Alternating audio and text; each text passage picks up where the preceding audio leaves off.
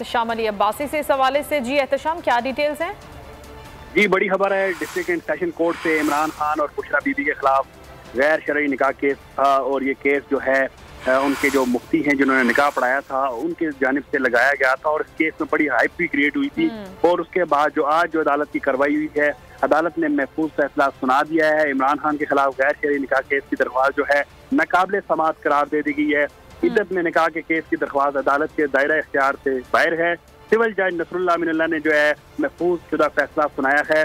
ये आपको मैं एफएड कचहरी से ये ब्रेकिंग दे रहा हूँ कि इस केस को नाकाबिले समाअत करार दे दिया गया है। इस केस में जो गवाहान हैं उसमें ओन चौधरी जो इमरान खान के बहुत ही करीबी दोस्त थे, उन्होंने भी आके इमरान खान के खिलाफ गवाही दी थी। मुफ्ती साहब ने भी इस केस में बहुत अपनी तरफ से कोशिश की थी कि इमरान खान को इस केस में जो है, क्योंकि ये एक बड़ा ऐसा केस था जिसमें इमरान खान के खिलाफ नाअहली हो सकती थी और इस केस के ऊपर बड़ी मेहनत भी की गई थी। लेकिन आज जो है अदालत ने इस केस को नाकाबिले समाअत करार दे दिया है और महफूज फैसला सुनाया है। जी ठीक है, इंतहाई अहम फैसला आज अदालत की जानिब से सुनाया गया है। बहुत शुक्रिया एहतशाम अब्बासी, हमें अपडेट कर रहे थे।